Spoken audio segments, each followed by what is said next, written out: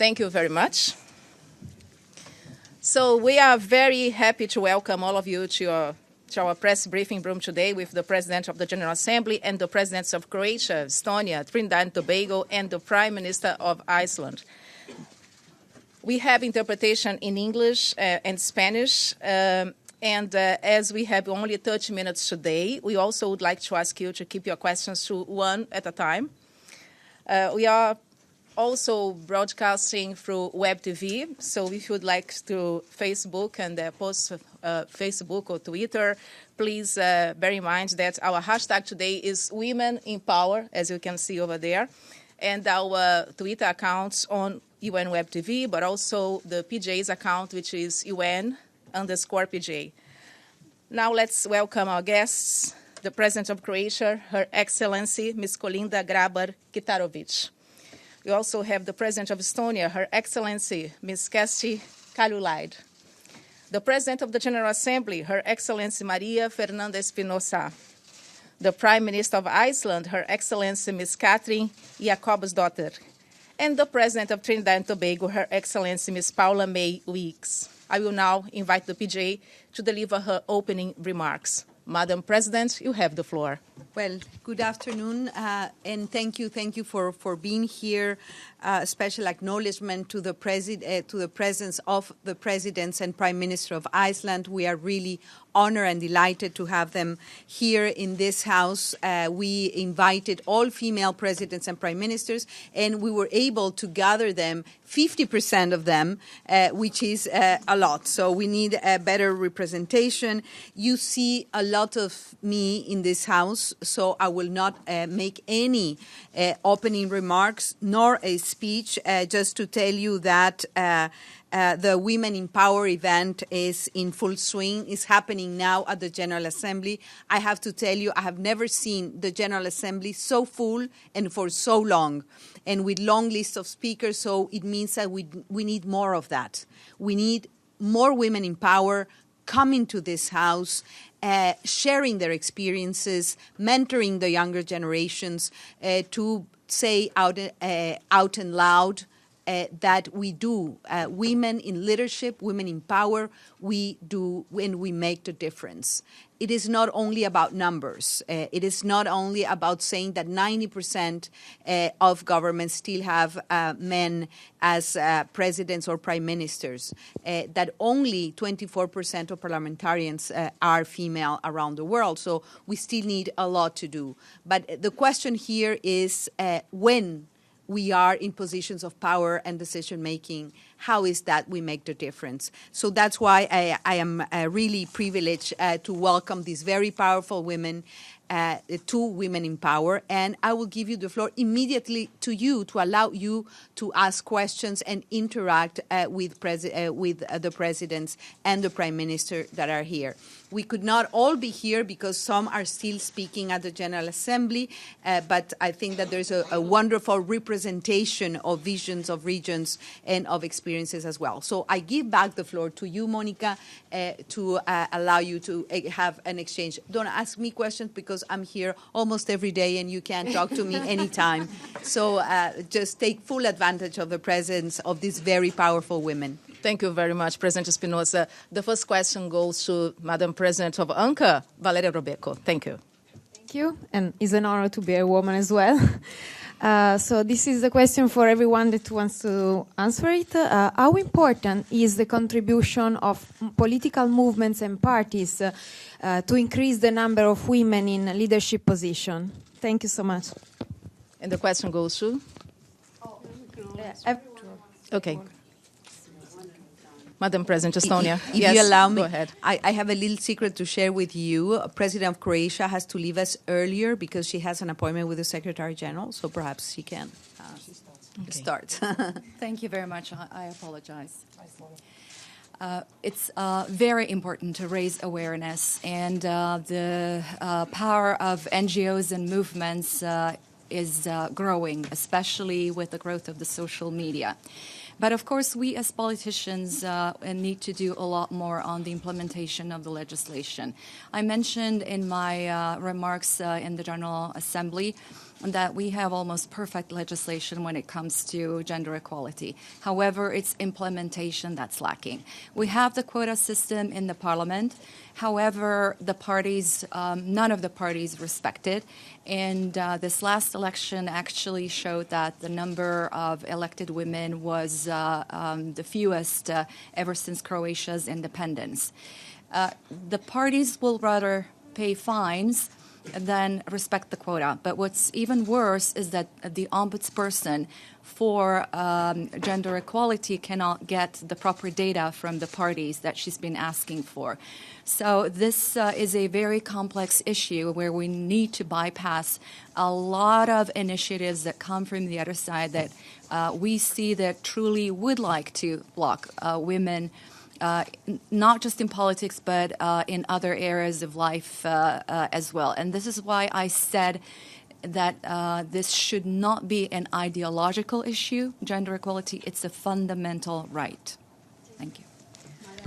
Thank you very much, Madam President. Kaljulaid. Would you like first? Yes. Well, I would like to add to that provided in your country that girls are educated and your school system is egalitarian enough that all girls from all social classes can be educated, provided that your civil society is free to act, and provided that you are ready to protect all those NGOs and all these activist groups who are ready to speak out, you can actually make great progress being yourself as a politician, more or less, supported by them, guaranteeing their ability and security to act and react and therefore change the society together. In Estonia, we have seen that the number of female members of parliament last week rose to 29, highest ever. And we see we make progress. We've never had quota systems because simply our parliaments have never before had more than 20% of women. And there has not been a consensus and a certain feeling of unease. So we have taken this road around the corner. We have been talking about universal healthcare and egalitarian education, and then talking about women being 50% of the population. By statistical analysis, you would think half of the good ideas will be in their heads, not because they are women, but they are half, simple as such. And now we see that with the more vocal support of the female rights groups, we have combined this moderate political approach together with the activism. Of course, price is activists are often ridiculized and they have to stand alone quite a lot. But we are slowly moving with this combination of the measures. So every society needs to find their ways, but you need to protect civil society and NGOs to make sure nobody is going to harm them because they speak out. Thank you. I don't think that Iceland would be where it is today without the radical movements of radical feminists that actually left office in 1975, that actually founded an all-women's party in the early 80s because the other political parties weren't reacting to the fact that there were hardly any women in politics and parliament. And then the other parties had to react. So I think what we have learned, for lessons learned in Iceland, is that all progress has been made through because of the efforts of radical grassroots movements who have even changed into political parties. But now, we actually also had a backlash in the last election. We were up to nearly 50-50 after the elections 2016. Then we had the elections 2017, and it went down just below 40, the number of women in parliament. And that's because the political parties, they are responsible. My party has a quota system. The majority of Icelandic political parties has quota system, but not all of them. And you can actually see from the results of the election how it goes for women. So I think radical measures is what's needed unless we're going to stay here talking about gender inequality for the next century. Thank you. My position on this panel is perhaps unique in that I do not come from or represent a political party. In Trinidad and Tobago, the president is apolitical. Mm-hmm. And so I don't only speak for the people, but I speak to the people. And so that I have a perspective that perhaps can influence things differently from how things have been before. So that I'm the first female president of my country. We have had a female prime minister, however. As the first female president, there are many expectations placed upon me because we have a great sensitivity to the gender imbalance. On the face of it, it will appear to be equal, because there is nothing that on the book stands in the way of female equality. We don't have a quota system. 30% of our parliamentarians are women. But I don't think we have been leveraging that number effectively enough. And really it falls to the president, NGOs and other active groups in our society to raise awareness, not only among men, but among women themselves, who can be their own worst enemy from time to time if they don't understand their own power and how it can be effectively used. So that is what our position is. So that someone had asked me earlier if I'm for the quota system. Yes. But until that time, women in homes, women who make up the vast majority of teachers, women who make up most of the members of NGOs need to be very aggressive and proactive about raising awareness and pushing relentlessly to bring some more equity to our situation. Thank you very much. I'll try to strike a balance here. I have you, Ann. Masood, please go ahead, and then afterwards, Ann. Thank you very much. My name is Masood Haider. I represent the Dawn newspaper of Pakistan, one country where the first female Muslim Prime Minister came from. Now, my question is on the unity of the all the females, gender, that in the last election for the Secretary General, there were like 4, 5, 6, what do you call, women standing in election, and yet they were all defeated by Mr. Guterres, who became the Secretary General. What is it that will take for all of you to get together to find one universal candidate for the Secretary Generalship of the United Nations? Thank you. We will see about it in the future, but about this last election, I'm quite sure that, Secretary General was inclined to be a feminist before these elections, but having defeated so many women, and I think he acquired a certain and special responsibility. And we right now are always ready to support his reform agenda, and we're quite sure that indeed next time again the sisterhood will come together and try to promote both equality and also some of us to lead this organization. But this was not a waste of time what Helen Clark and other ladies put in. They influenced the agenda. I'm quite sure they did.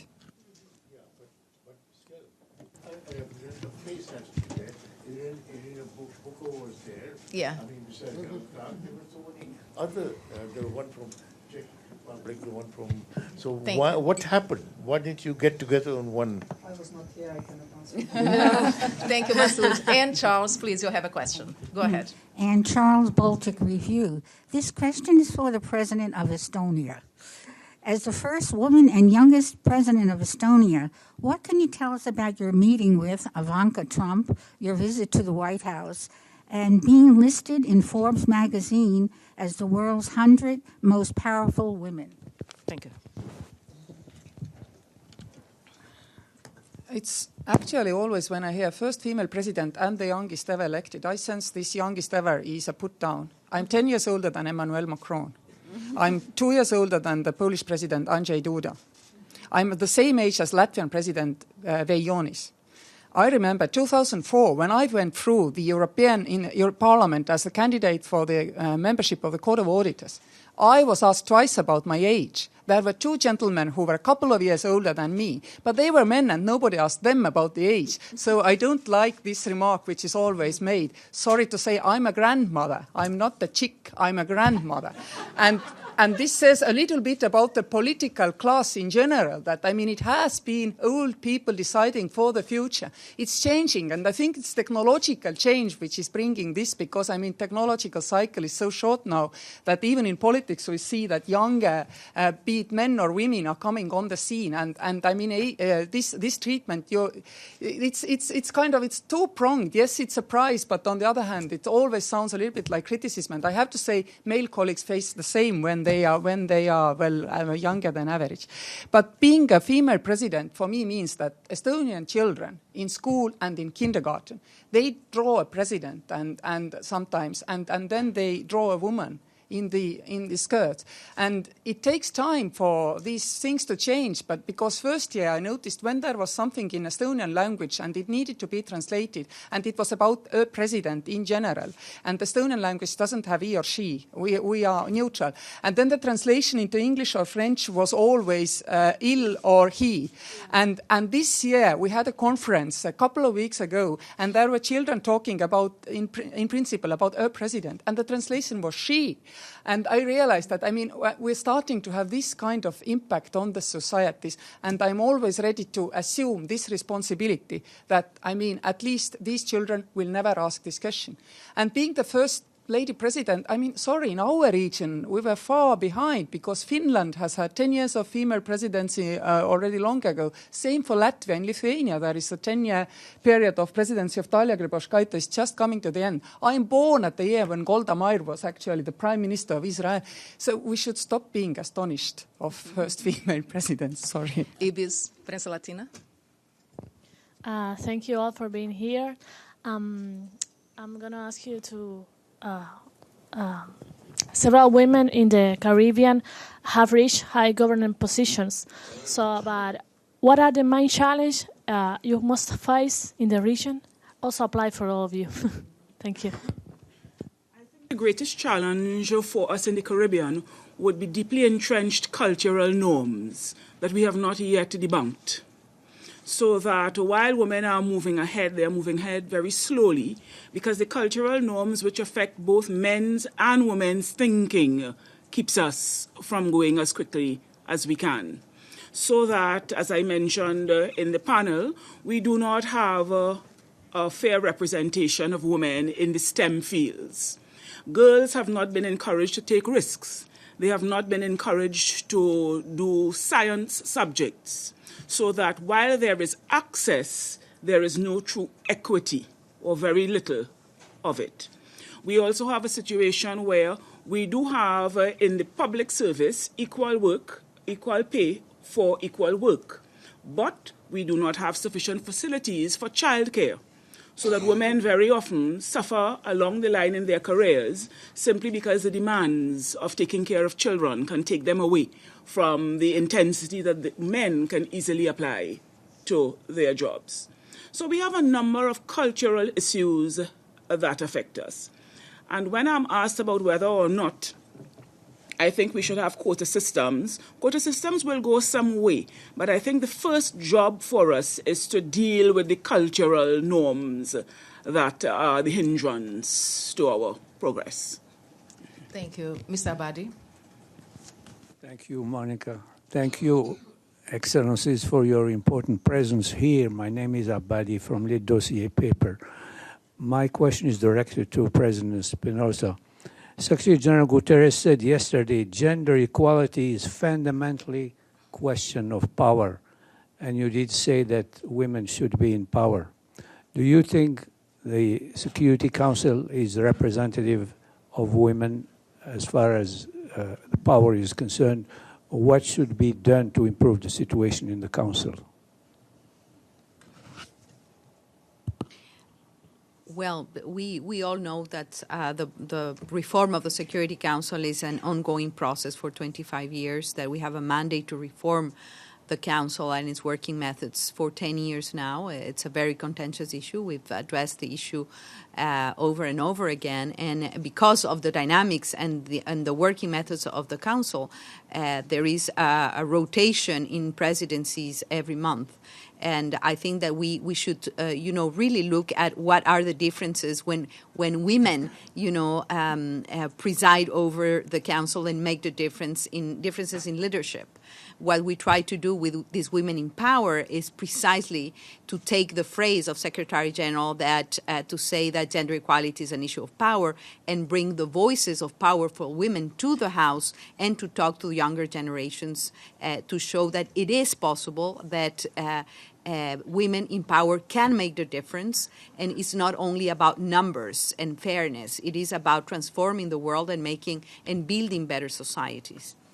President Kaljulaid. Well, as a country which is a candidate for Security Council in a contested position, I cannot resist telling all ambassadors in this house, vote for us, we have a female president. Evelyn? Evelyn, go ahead. Evelyn, do you have a question? Yes. Okay, and afterwards, our colleague over there. Yeah, I have you, Satu. Okay, thank you very much. There's a pushback that you've all seen, in not only in your countries, but on the document that you're going to vote for and approve or by consensus. Do you see in the end of this forum of your holding on to what has been gained in the past, or do you see a lot of weakening of some of the key measures?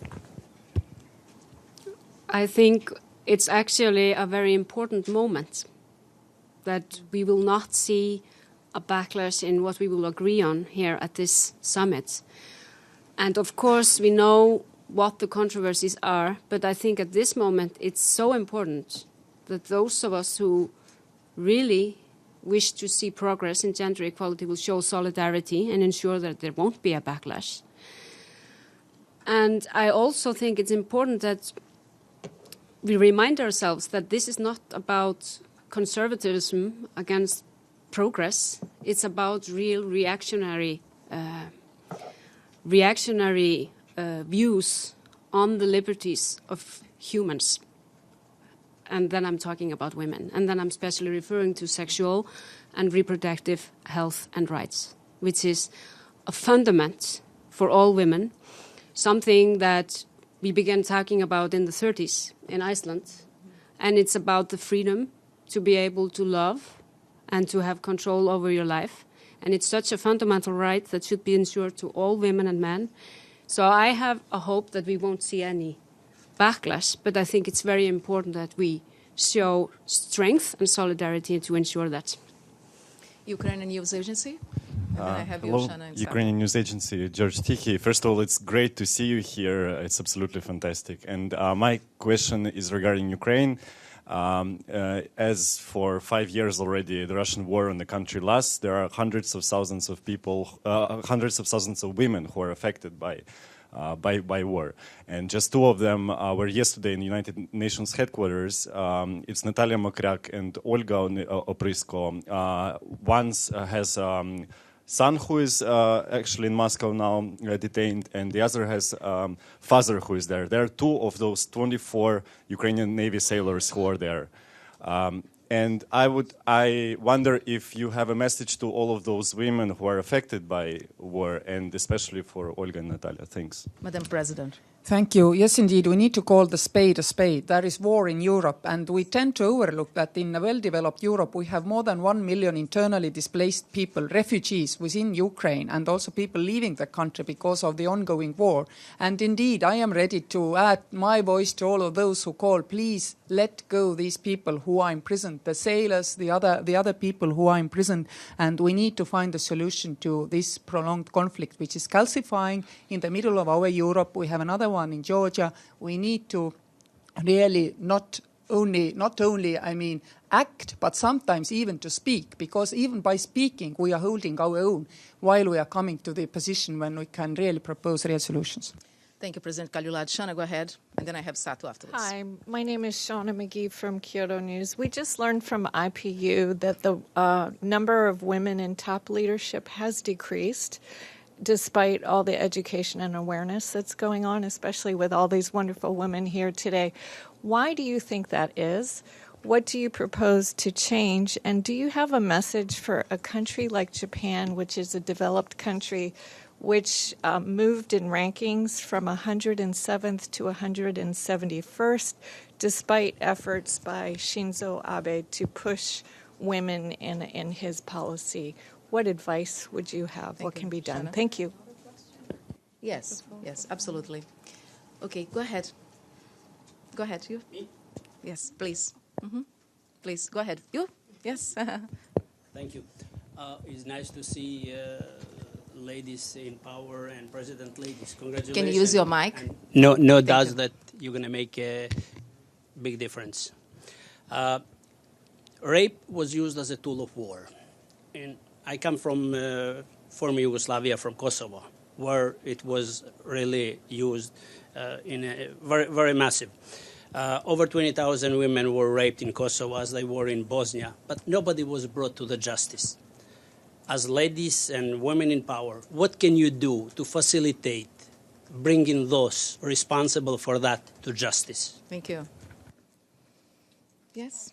I think this is a question to all of us, and frankly speaking, we are dealing with women in conflict also in Security Council, and I think we need to talk in more direct words and bring concrete examples, bring really people within these rooms and demonstrate. I think a lot of work has been done by those brave women who have got Nobel Prizes for exposing what has been going on with them. I mean, personal stories promoted by leaders, and this is something which we need to do to bring more attention. And indeed, of course, I support that the criminals should be found out and brought to court, and that the women issues and the children issues are not overlooked. I'm also the vice president of Every Woman, Every Child, a high-level working group, and these matters are really dear to my heart. So if I can work on promoting stories, I know they're horrible, but we need to face them. We tend not to want to hear horrible stories. We need to hear the horrible stories. Thank you. The question about going back in the... Well, I think the trouble about gender inequality is that we are all part of the gender system. And that's why, as early as 19th century, it was considered to be one of the most deep-rooted inequalities you could find. So that's why you can't take gender equality for a given. Even then when we have reached the 50-50, in the Icelandic parliament, we have a new election and it drops down. So it can't be taken, it isn't a given. And I think that's why I mentioned radical measures here earlier, that sometimes what we have seen in Iceland, one example is the shared parental leave, that then we had to have the legislation first, and then we experienced the change of mentality. We couldn't wait for the culture to change by itself. We had to do it like a little bit top-down through women's solidarity. But now, nearly 20 years later, we are seeing a real change in mentality of men. So I think sometimes you have to do it through political policies because the culture won't change by itself.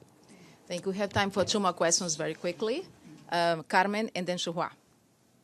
Thank you so much. Carmen Maria Rodriguez of Radio Marti. I wanted to ask you, because we're speaking about equality, but we're also speaking about countries that are pretty advanced in their democracies already and making a space for women. In Cuba, for consecutive Sundays, the ladies in white try to go to their mass in Santa Rita Church, and every Sunday they are detained. And they're asking for political prisoners to be freed, and they're asking for freedom, civil rights freedoms in Cuba. Can you speak to us about this, given that they are really being brutalized and being harassed and arrested in Cuba every Sunday? Thank you, Carmen. I will get Xinhua, and then we will have to wrap up. Yes, go ahead.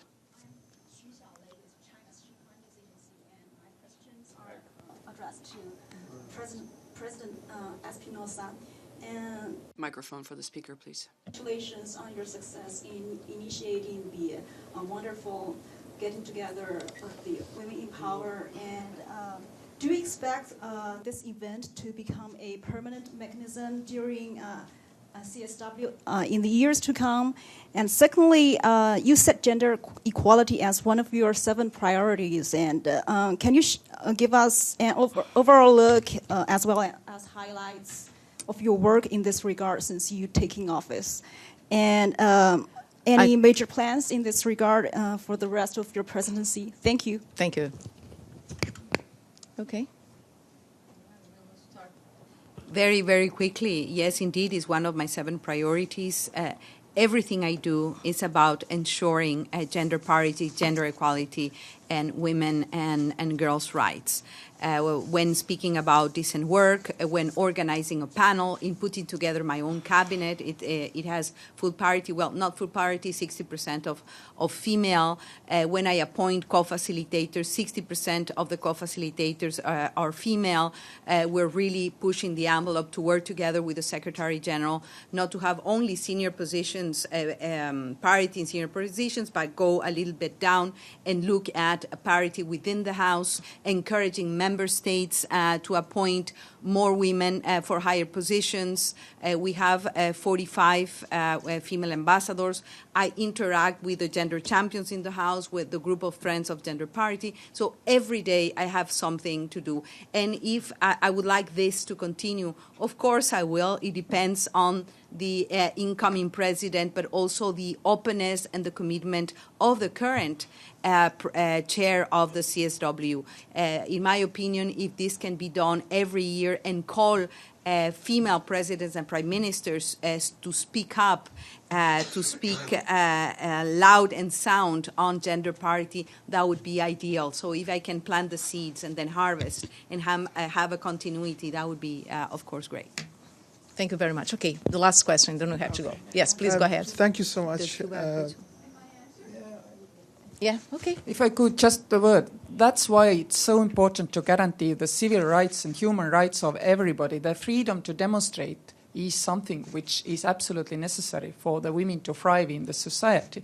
Because even if we understand that societies could be conservative by themselves, unless women, while demonstrating, are protected and safe, these societies cannot change. Enlightened politicians don't change societies. Only freedom to demonstrate for all women so that they could show their support. So indeed, human rights and freedoms, they need to apply for everybody in all societies. Thank you, President Kaljulaid. Okay, you have the last question. Thank you Thanks. very much. Thank you. Majid Gili, Rudao Media Network. Thank you so much for this interesting discussion. I want to ask about women in the Muslim world, in the Arab world. As you know, they are especially culturally, legally, socially, on every standards you look at it, they are oppressed. One example is, I'm from Iraq. In Iraqi law, there is an article 398 where in the punishment law, in the criminal law, where the woman, the rapist, if marries the victim, then he's let go or the punishment decreased. So the law is actually encouraging the rapist to marry his victim. And you find examples like this all over, unfortunately, all over the Middle East. Why there hasn't been a special attention given to the issue of women in the Middle East? Thank you. And what do you suggest? What do you think the United Nations and international community should do about that? Thank you very much. Well, I think it's very unfortunate that all the women in power that are Muslim are not here among us, because most of them are speaking right now at the General Assembly, so they weren't able to be here. I think that they are the ones who would answer to that. But I heard before coming here, I heard Sheikh Al-Mayasa speak to that, and basically her message, and believe me, I don't want to take her words, I don't represent her at all, but I heard her saying, you know, when the issues of human dignity and fundamental rights are in play, this is what counts. And sometimes we misread and misinterpret religion just to use a tool to legitimize. To legitimize in a way forms of discrimination. And that's what I heard on that room.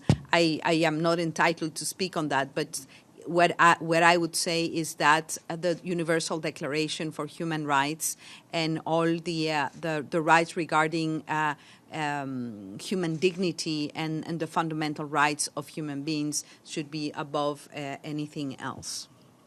Thank you very much. We would like to let you know that there will be an opportunity for a photo op. We will invite the Excellencies to have a picture with our banner over there, the family photo. But before, I would like, before I hand over to the President of the General Assembly, I would like to thank you very much, Her Excellency, Ms. Kolinda Grabar-Kitarović, who left us a little bit earlier, President of Croatia, Her Excellency President of Estonia, Mrs. Kersti Kaljulaid, the President of the General Assembly, of course, Madam President María Fernanda Espinosa, the Prime Minister of Iceland, Her Excellency Ms. Katrín Jakobsdóttir, and the President of Trinidad and Tobago, Her Excellency Ms. Paula-Mae Weeks. Madam President of the General Assembly, you have the floor. Yes. Okay. Well, just to thank you all, to thank you for following this Women in Power journey. And I think you gave us, some of you gave a great idea. Let's hope that this would be picked up and be part of the tradition of CSW in the future. So thank you very much. And I'm really convinced that the voice of Women in Power today really shaped the United Nations, provided hope, guidance, and impetus to the younger generations. And we really are proving, that we can walk the talk and we can really make the difference while exercising power. So thank you very, very much. Thank you, Madam President and Prime Minister. Thank you very much. And we'll have the picture now. Thank you.